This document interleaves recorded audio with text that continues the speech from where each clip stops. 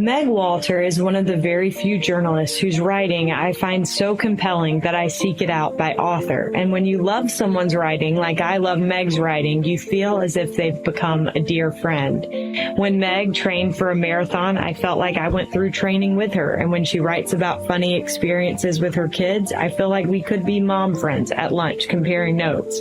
But in August 2024, when she lost her father unexpectedly following a heart attack, I felt so sad, as if someone I knew had passed away. I didn't know Meg's father, and I didn't even really know Meg, but just as reading someone's writing connects us, grief has the ability to do the same. It can also help us feel more connected to heaven and more connected to God, and that is what I talk about with Meg Walter on today's episode. Meg Walter is a staff writer for the Deseret News who covers ideas and culture in Utah and beyond. Additionally, she is the co-host of two podcasts, Hive Mind and Strangerville. She also recently started a Substack called Living in a Material World. This is All In, an LDS Living podcast where we ask the question, what does it really mean to be all in the gospel of Jesus Christ? I'm Morgan Pearson, and I am so excited to have Meg Walter on the line with me today. Meg, welcome. Hi, Morgan. Thanks so much for having me. I am both nervous and excited to be here. Oh, don't be nervous because you know this. I am like your biggest fan. Oh, stop. I literally read like everything that you write, and frequently, my husband can attest to this. I frequently say to my husband, like, you have to hear how funny this is, and I'll start reading it, and then I like get laughing so hard that I can't even like tell him what I'm reading. I am unable to read. I'm speechless. So you have a gift, and I'm excited to get to talk with you. Thank tonight. you so much.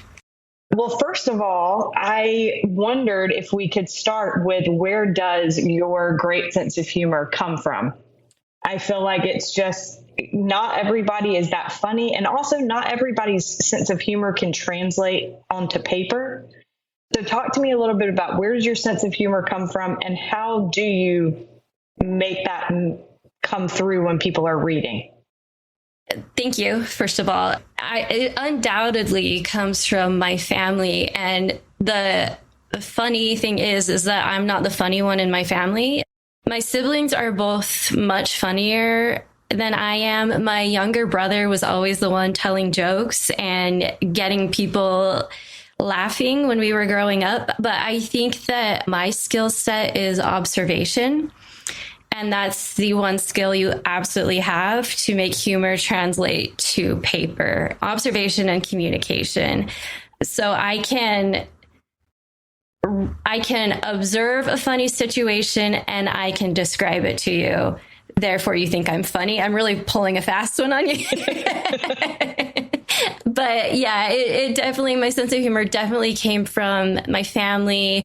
I was always that kid who wanted to sit with the adults and listen to the adults talking and tell jokes. My dad especially, we very much shared a sense of humor, and we'd stay up late watching Mystery Science 3000. I don't know if you're familiar. I'm not. You're probably too young. But it was on, I think it was like the Sci-Fi Channel, where it was a man and two robots with whom he lived in a space station for some reason. And they would watch old, really bad, like B movies, and they would sit and they'd make jokes about them.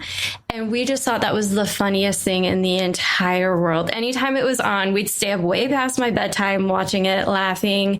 And yeah, I was lucky to grow up with funny parents who I think taught me what it meant to be funny. I love what you said about observation. My husband and I were just watching Nate Bargatze the other night, and my husband said, how much of what he says do you think is actually real? And I was like, I don't know, but it all feels very relatable, which is what I think makes him funny, is that ability to like observe something that's funny in real life and relay it. Yeah, put words to observation. Yeah, that is a talent, and you definitely have it. So one thing that you typically write about is culture. And specifically because you write for the Deseret News, a lot of it is either about Utah culture or Latter-day Saint culture. And so I wondered for you, what do you think it is that makes Latter-day Saint culture so intriguing to people, I think both inside and outside of the church? And so I wondered what your thoughts are about our culture as Latter-day Saints.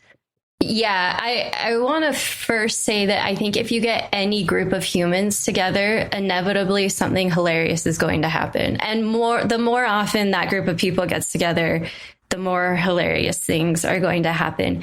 And it always kills me when people outside of Utah or those not familiar with Latter-day Saint culture talk about the church in like a shroud of mystery. Like there's all these secrets to be uncovered.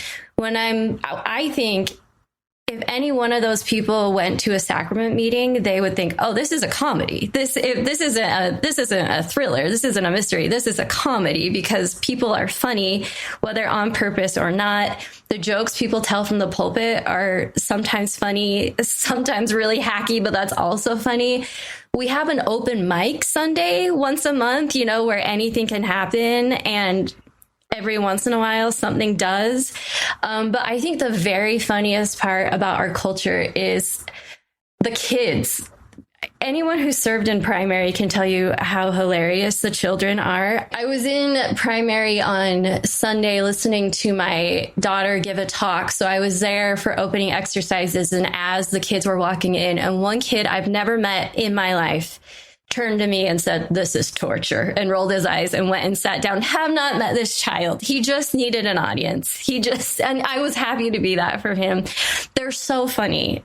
Watch any kid in sacrament meeting and you're going to laugh. I think it's the best time. Yeah.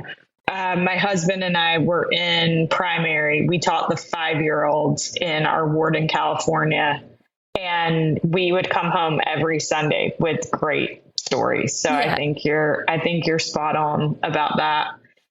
As you have written for Deseret News, how long have you been writing for D News now?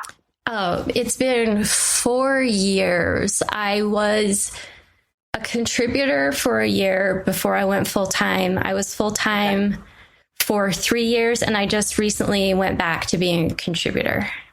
Okay. Since you started writing for Deseret News, I feel like as a reader, and I'm sure other people listening can relate if they read your stuff, I feel like we've gotten a sense of who you are. But in the last year in particular, I think you've written stuff that hasn't just been funny. And not that you've always written funny stuff, but I think this past year has been harder for you, and you've given readers a glimpse into that, which has only made us love you more. Oh, thank you. I wanted to kind of delve into that a little bit, which will obviously be less funny. But when I first reached out to you about being on the podcast, you said that you had kind of a complicated relationship with your faith. And months later, you reached out and said you felt more comfortable talking about it. And I appreciated that honesty, because I think a lot of people, and I think even myself included, sometimes I feel a lot more capable of talking about my faith. And I wondered if you could tell listeners a little bit about your experience with faith and maybe why you were hesitant initially, and then what changed, what made you feel like, okay, I can talk about this. Yeah, absolutely. First, I want to say, Mom, don't panic. I'm fine. A big part of the reason why I said no initially, well, the first reason was because the name of your podcast really freaked me out.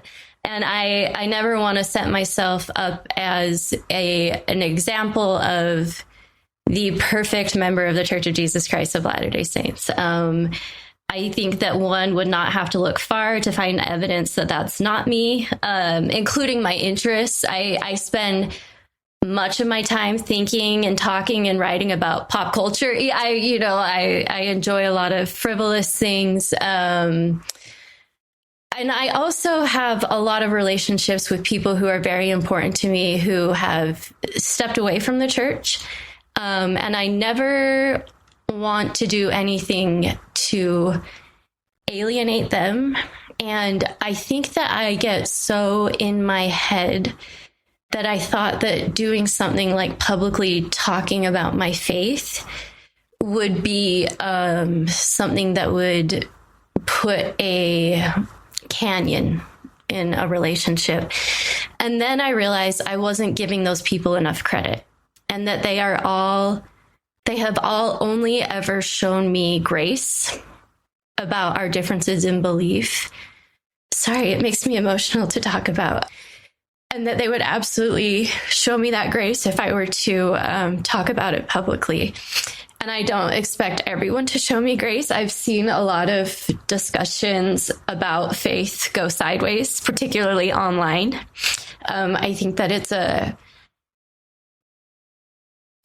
very sensitive and oftentimes personal subject, but I am trying really hard to be more comfortable with who I am and the choices that I make, and to be proud of those choices. And I also really like you, and I listened to some of your podcasts and understood that you were very good at speaking of pop culture, holding space for people and their beliefs and what they perceive as their own shortcomings. So I eventually came around to the idea, and I'm so grateful that you were willing to have me back. Well, you were willing to extend the invitation again. Well, I'm so glad that you feel that way. And I'm also, I'm glad that we're having that conversation, because I told you this, Meg, before we ever started the interview, but I think one thing that when we first started this podcast, we were worried about the name. We went through a bunch of different names, and this one was just the one that we kept coming back to. But we were like, how do we make it so it's clear that it's not like, this is a podcast where people come on and they tell us why they're so great and why they're so perfect at living the gospel. And instead, like, that's why the last question is, what does it mean to you to be all in? Because I think all of us are trying and would like to be better than we are. But in the process, like, we all come as we are. And I think that everybody brings something really important to the table. And it's important to make sure that everybody feels welcomed in as we're trying to be all in. And so with that said, thank you so much for sharing that. I wanted to talk a little bit about one thing that made this past year difficult for you. And one thing that you shared a lot about is that your father passed away unexpectedly. And it's clear in your writing that your dad was a great dad and is a great dad and an awesome person. So I wondered, how did that impact your faith at a time when it was clear, based on our communication, Meg, that you were kind of feeling more settled in your faith, and then you kind of have that blow? Yes. And I'm so sorry that my voice is going to be like this for the rest of the episode. You're fine. My goal for 2025 is to be able to talk about this without crying. And we're in January, so luckily I have a ways to go. The death of my dad was the most spiritual experience that I never wanted.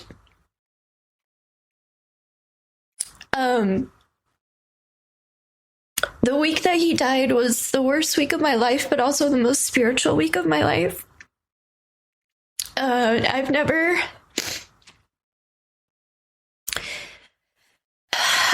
felt heaven so tangibly as I did that week. And that manifested in a lot of different ways. But the overwhelming feeling that I had was just absolute sorrow coupled with absolute peace.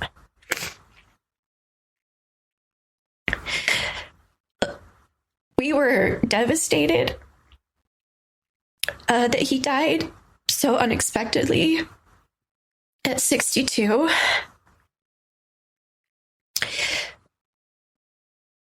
but I never for a second doubted that I'd see him again. And I don't know that that's... If you had given me that hypothetical anytime before his passing, I don't know that I would have been able to say that with such confidence. That I knew without a doubt that I'd see him again. I can't say that I'm grateful to have had that experience and to have had it bolster my faith. Like, if I could, I wouldn't do it again. You know, I would live in doubt for the rest of my life if it meant I could have more time with my dad, but that's not how it shook out. So if I have to be grateful for something, I'm grateful for what that week taught me. I also panicked a little when he died because he was always the person I turned to with questions about spirituality. And I remember one conversation we had where I'm a skeptic, and I've always been a skeptic. And he told me, he said, "You and I are cut from the same cloth. You and I, we ask questions, and we question authority." And at his viewing, all kinds of people came through, and a lot of people from my home ward. And one of my favorite comments was from a man who said, "I loved your dad. It was always me and him stirring up trouble in Sunday school." And that was my dad. Like, he loved to be the antagonist, you know, and he loved to get conversations going, and he loved to ask, "What about?" Mostly for sport. But when it really mattered, he was always willing to sit with me in my doubts and in my questions. And he was always willing to say, "I don't know," which is something I really valued from him, because an important part of my faith has been the ability to say, "I don't know," and I might never know. And so I really wondered what I would do with him not being here anymore. But I have since realized that even though he's not physically here,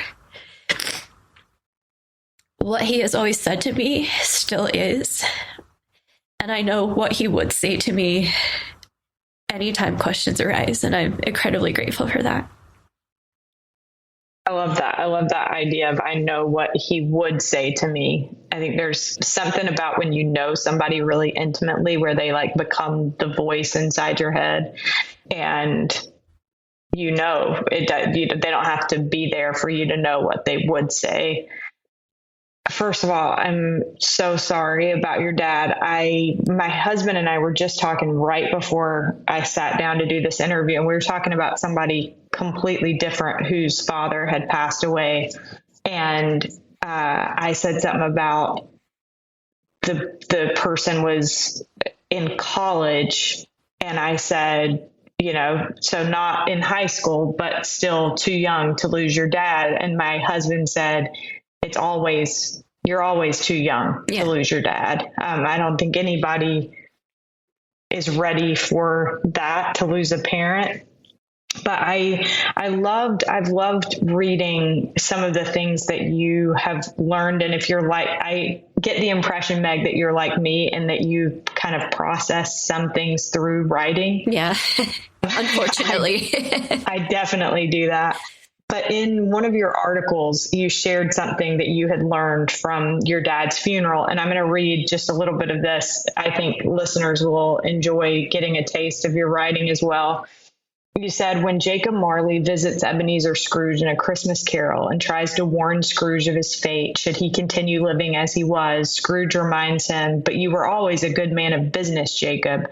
To which Marley replies, "Mankind was my business. The common welfare was my business. Charity, mercy, forbearance, and benevolence were all my business." End quote. And then you said, "As I talked with those who came to pay their respects at my dad's funeral, and as I've talked with many of his friends since, not a single person has mentioned what my dad achieved or what he did for work or what kind of house he lived in or how he looked or what he drove or what kind of prestigious awards he won or any of the things that people generally think signify a life well lived. Instead, every visitor and every friend to a person expressed their appreciation for how my dad had treated them, how he had maintained their relationship, how he had gone out of his way often to make them feel seen and loved. Mankind was his business. Charity, mercy, forbearance, and benevolence were his business. And I hope if there's anything I can learn from his passing, it's that those should be my business too. What do you think it was, Meg, about your dad that made people feel loved? And what did you learn as you greeted people? I think that experience of losing someone is so unique in terms of building faith, while at the same time feeling like everything has been shaken up. What do you feel like you have learned in the wake of your dad's passing about what he did to make mankind his business? You know, I should not talk with a tissue in front of my face. I hated being at the viewing. It was absolute torture to stand. It was like a dreadful wedding where you're standing in a line, making small talk with people you kind of know, people you've never met, who don't even necessarily they're not there even to see you. And that was a really awkward and hard experience for me. But I think that I learned more about my dad in those 2 hours than I ever had before.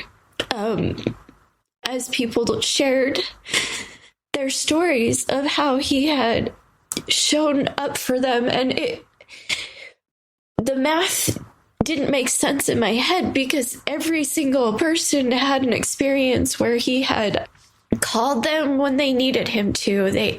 He had gone out of his way to help them with something. He was a bishop on BYU campus, and so many of his students from that ward showed up, which was so sweet, but they all shared experiences of how he had helped them and how he had meetings with them and how he had been there with them in the hospital when they needed him. And I kept thinking, how could he have been there for all of you when he was always there for me? It was like he had extended just as much love to them as he had to me, and he had always extended so much love to me. And one of the ways he did that, as you mentioned, I process through writing. Writing is the language that I speak. It's the thing I value most. And the number of people who came through the line and said, oh my gosh, your dad would send me your articles all the time. And that was so humiliating, but so touching that he had just, at random, some kid that was in his BYU ward 5 years ago sent them a Facebook Messenger link with my article. I mean, but he knew that was what was important to me. And he always showed up for me in that way. And he showed up for everyone where they were and in the language that they spoke. He had this ability to just see people as they were and meet them where they were and talk to them the way they needed to be talked to, that made them feel truly seen and loved. That is without a doubt a gift, and one that I would like to be better at. Meg, you've also shared how other people served your family during that time. What did you learn? I think it's really unique going through any kind of hard time, how you see that people serve in their own ways. Like, they do what they know how to do, and being the recipient of service is really unique in that way. But what do you feel like you learned from being the one that was on the receiving end of kindness amidst grief? Yeah, I actually sat down with Sarah Weaver, editor of Deseret News, yesterday to talk about this for a forthcoming podcast. And I told Sarah, I have always been really uncomfortable with being the recipient of service. I never want to be a project. I really value my independence and being able to take care of myself. But my dad's passing was the first time that I ever felt just so grateful for people's willingness to show up. My dad, the morning that we found out he had passed, we went to where he was, which was just absolute chaos and traumatic. But then we came home to my mom's house. And outside of her house was just a line of neighbors who had heard what had happened and wanted to be there for her. And just people just kept showing up all day, either bringing themselves or bringing flowers or bringing food, and just hugged my mom and hugged us. And they haven't stopped showing up. I mean, my dad passed away in August and it's January, and we still just feel so enveloped in love. And one thing that I didn't understand prior to this experience is the way grief leaves you in a love deficit, because someone you loved who loved you is no longer there, and that makes you feel a real lack of love. And there were so many people, and still are so many people, who just innately understand that what we need is love from them to help fill that deficit. And I've just been I'll never forget all the people who reached out, who brought meals, who sent flowers, who sent texts. It all meant so much to me in a way that I'm really surprised by. I didn't think it would matter as much as it did, but it's really made a difference. And it's made me feel ashamed that I haven't been there more for people in the past. And it's really made me want to do more for people going through hard things in the future. Oh, this is a different kind of example, but that's what you just said is how I felt after having a baby. Yeah. It's like, I have underestimated how much it means when somebody brings you a meal. And right? have determined that I will be better. But I love, Meg, what you said about the love deficit, and that people have tried to fill that void, because that makes it make more sense that like every little bit can count toward making that deficit right. Yeah. And not that it would ever take the place, but that every little bit can kind of try to eventually equal that. Exactly. And that's why I think it's important to do our part. I've shared this story on this podcast before, but it's been years. My grandma, you mentioned like finding out stuff about your dad at his viewing.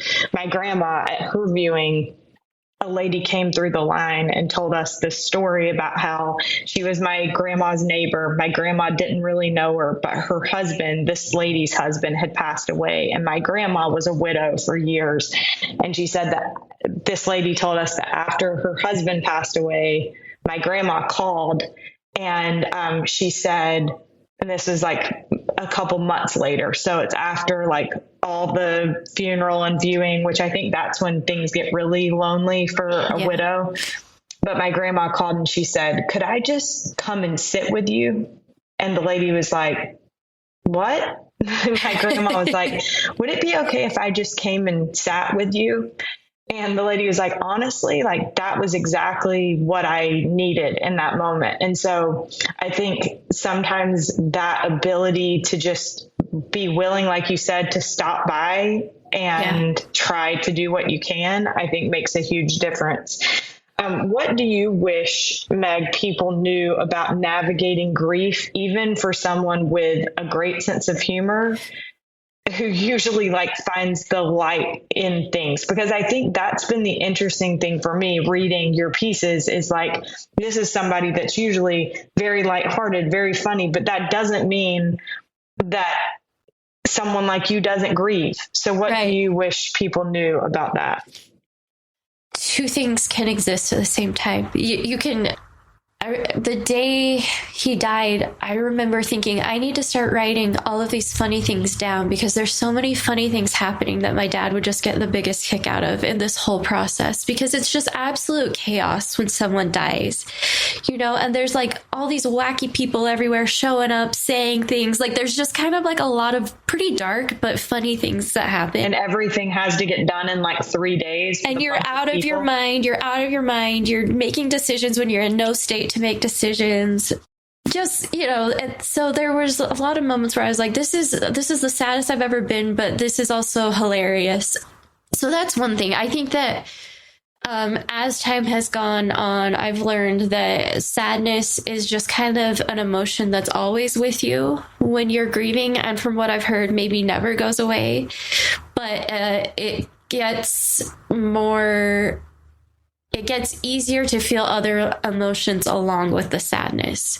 So it's easier. It's getting easier for me to laugh at jokes, even though I'm still sad. And it's getting easier for me to get really excited about a kid's sporting event, even though I'm still sad. You know, for the first while, you're just eclipsed by sadness. And I don't know that sadness ever goes away, but their space grows for other emotions. The other thing I'd tell people is that everything you've heard about grief is true. You won't internalize it until you're going through it. But one of the best analogies I've heard is you're in the ocean and your back is facing the waves. And in the beginning, the waves are coming all the time. You're just getting tossed around. And after a while, the waves start to subside, but your back is still to the waves and you just don't know when it's going to sneak up on you. The other day, my kids were getting ready to go to see a play. One of my daughters was going. One of my other daughter wasn't going. And my second daughter said to my oldest daughter, "Oh, get me some Mentos." And she said that because my dad had taken them to go see a play. And when they were there, they got a whole bunch of treats, including Mentos. And my initial thought was, oh, I can't wait for them to go do that with him again. And then I remembered. And it's just a lot of that. It's like you remember your feelings before you remember your thoughts. And I just haven't adjusted to the reality that my dad isn't here. And so I'll find myself thinking, I can't wait to see my dad on Sunday. Or I can't wait for my dad to teach my son golf, or all of these things. And then half a second later, I remember.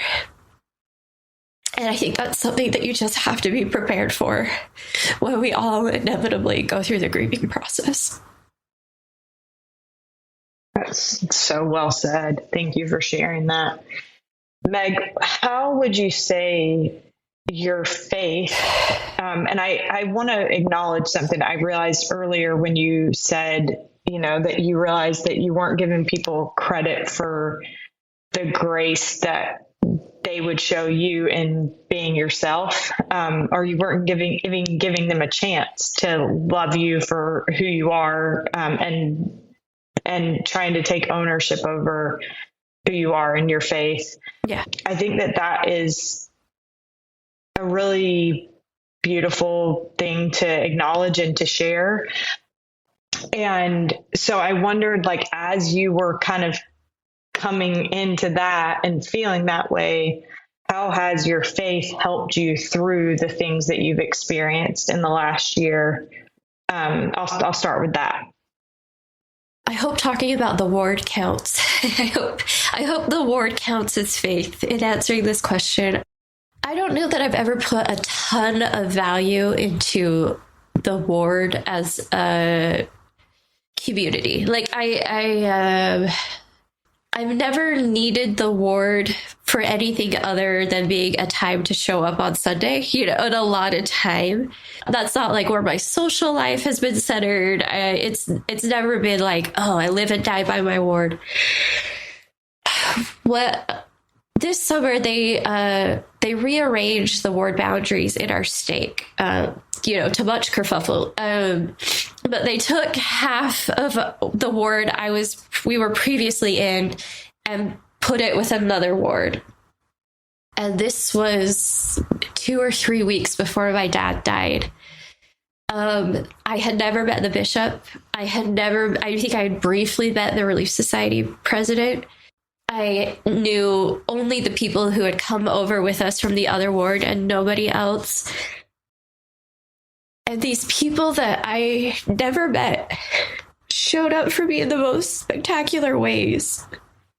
The Relief Society, within a day or two, had dropped something off at the porch and texted many different times. A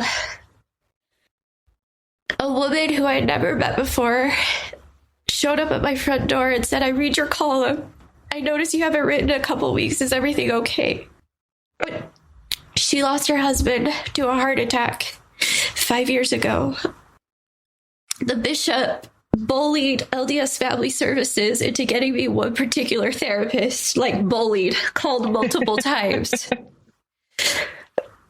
And kept checking in, kept calling to make sure that I had gotten an appointment, kept calling to just check on me. I had never met this man. And my calling is Relief Society teacher, which is a great calling for me because it's like once every 2 months for an hour. Arguably the best calling in the church. It's my favorite. I was this before, and then I was in Young Women's for a minute. I was like, oh, this is really hard. And then they made me Relief Society teacher again. I'm like, yes, thank you. And I had chosen the lesson, my first lesson to teach in this ward, a couple weeks prior to my dad's passing, and it was Elder Gogg's talk, "Everything for Thy Good, everything shall happen for Thy good," which really felt like a sick joke that I had played on myself. So I stood up there a month after my dad's passing, and I tried my best to keep it together and give this lesson. I was even less composed than I am now, if you can believe it. And I said, I don't have a testimony of this. I don't have a testimony that everything happens for my good. I'm in the thick of it. And these women, many of whom are older than I am, many of whom have lived more life than I have and have seen much harder things than I have, met me with so much empathy and cried with me and shared their experiences. And their long, dark, cold nights and how they came out the other side. And I was so thankful to have found a new group of people who were willing to sit with me. And they've remained like that. They've continued to check in on me. And the Young Women's presidency checks in constantly with my daughter. And they've taken such good care of us. And I'm just incredibly grateful for that community and how they've mourned with me and truly been Christ-like in that way.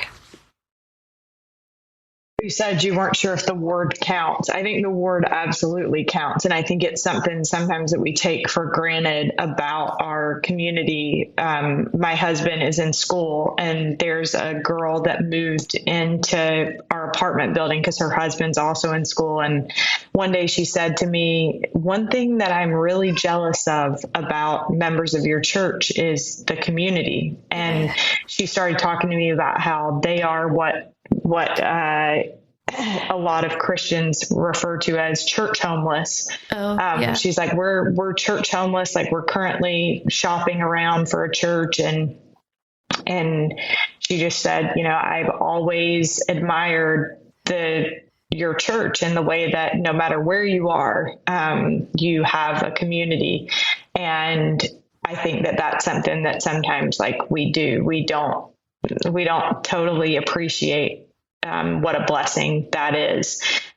Meg, I wanted to ask you one more thing before we get to our last question, and I'm curious for your thoughts on this. We talked about how you write about culture. Yeah. For those that have not read Meg's column, you are, despite being older than me, you are much more hip than I am. I don't know about that. You're very in the know, what's going on, the culture, what's hip and what's not. And I am very not cool at this point.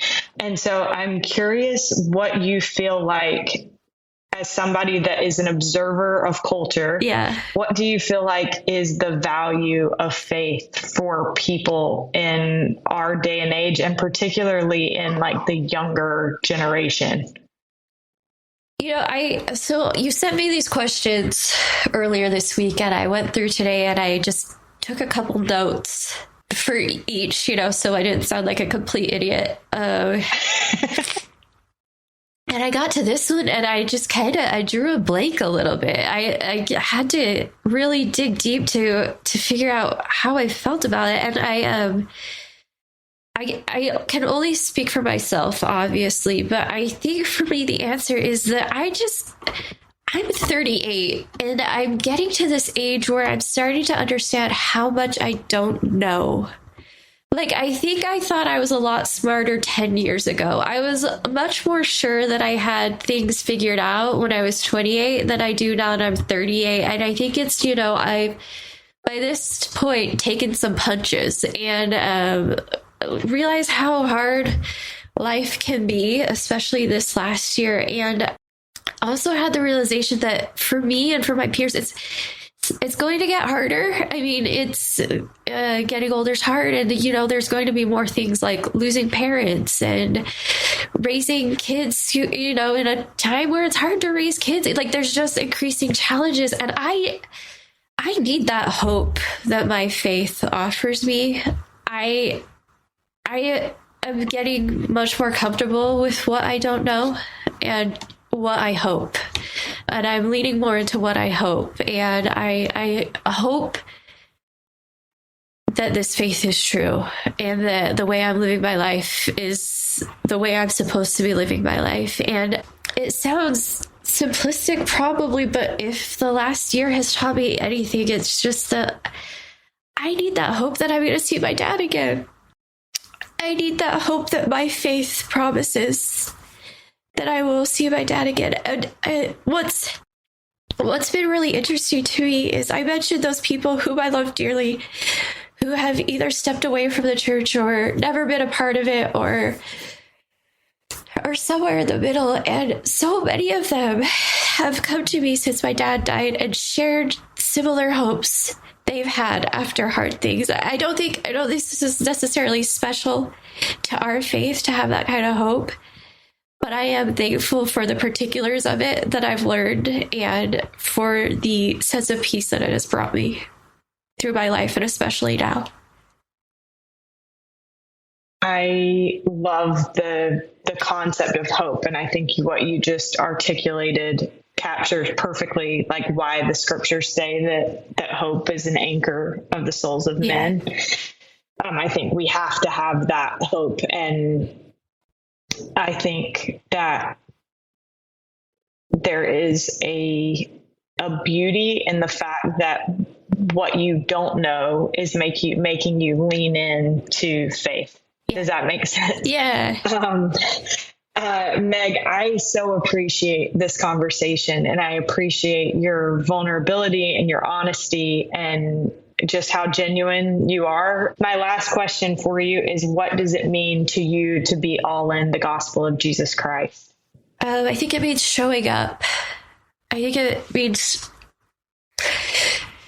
showing up for yourself, even in times where it makes you uncomfortable or even in times where you don't want to. And I think even more importantly, I think it means showing up for other people in very much the way people have showed up for me my whole life, and especially more recently. I've truly seen the face of God in the way others have made me feel loved.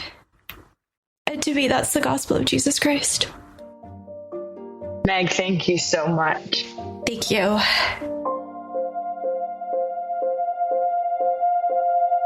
We are so grateful to Meg Walter for joining us on today's episode. Be sure to check out Meg's writing on the Deseret News. And as always, a big thank you to Derek Campbell of Mix It 6 Studios for his help with this episode. And thank you for listening. We'll be excited to be with you again next week.